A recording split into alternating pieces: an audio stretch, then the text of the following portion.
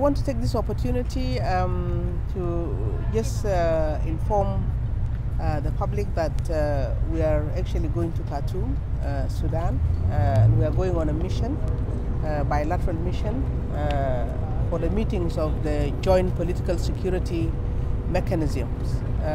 You're all aware that the joint political security mechanism is a mechanism that was established by the cooperation agreement, and it handles issues of cooperation and so on and so forth between the two countries, border issues, crossing issues, the remaining issues of the CPAs and so on.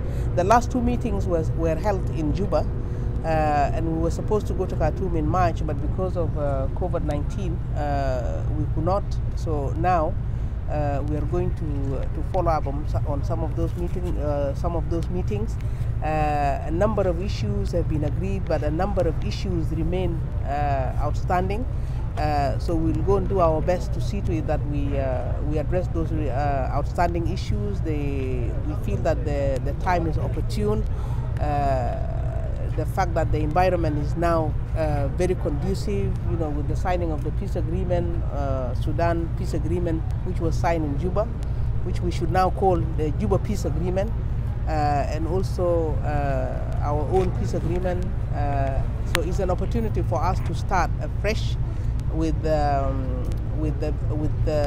enthusiasm, because we are all in the path of implementing the agreement. So two of my colleagues are members of this committee as well, and they will say something.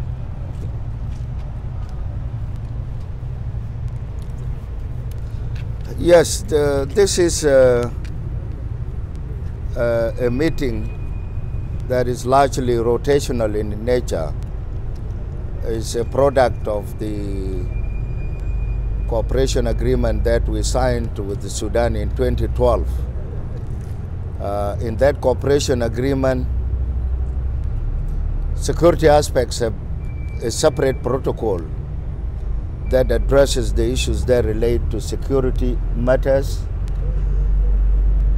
along the border and matters that arise out of that. We are this time meeting in Khartoum, and we will pick from where the parties stopped. And as mentioned by my colleague, the Minister of Defence and Veteran Affairs, time is much more opportune now than before between the two parties to discuss the matters that are contained in the cooperation agreement.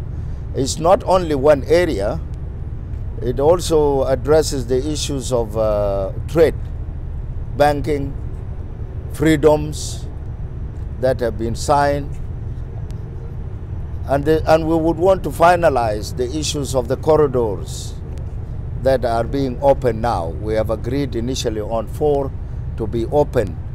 Now, the one of Rang, the one in Magenis, which is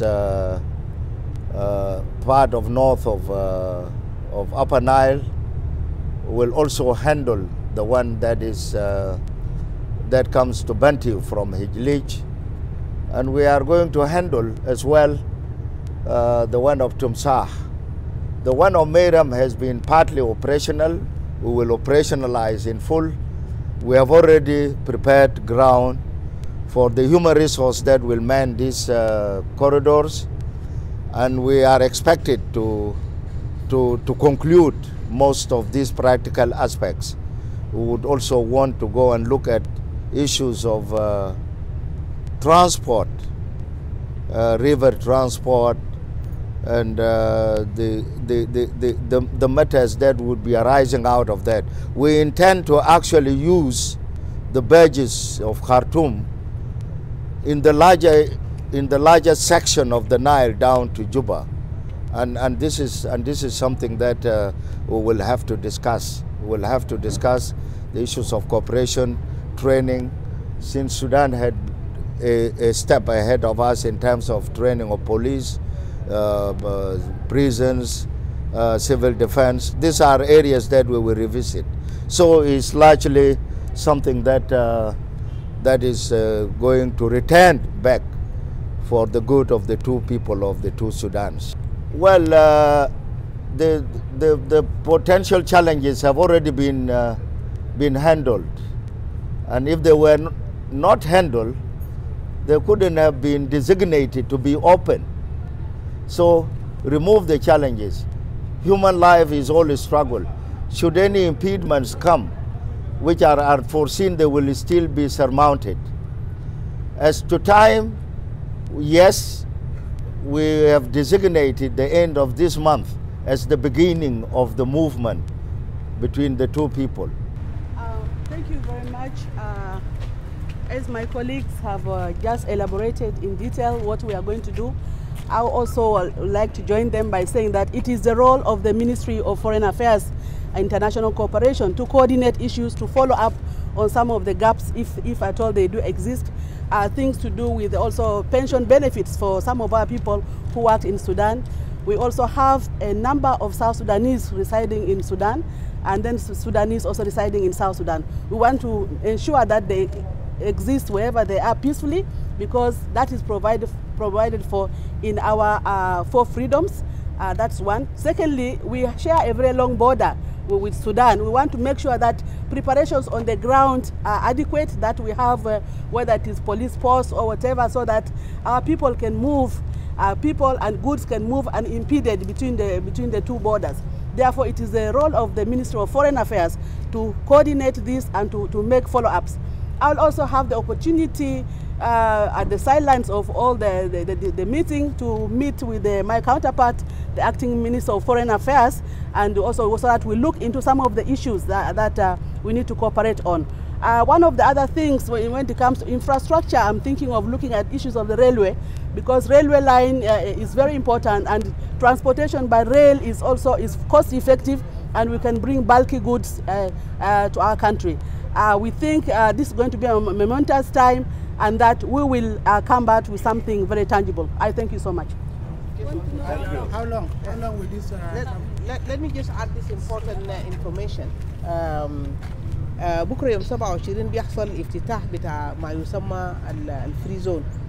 الفري زون is actually south of Kosti، يمكن في منطقة دربك، وده بيساعد في تخليص البضائع قبل ما تجي لجمهورية جنوب السودان، ودي خطوة مهمة جدا جدا في فتح المعابر والعبور وتفعيل التجارة بين الدولتين. مش بس تفعيل التجارة بين الدولتين، عشان الدولتين برضو يستفيدوا، لأنه التجارة أصلا كانت ماشية بطريقة غير رسمية وبطريقة يعني بتاعت تحريب وكده، فده حسا كده بتخلص من التحريب. So by tomorrow there will be the opening of the free zone south of Kosti, which is very, very important and a big progress for the two countries. Thank you.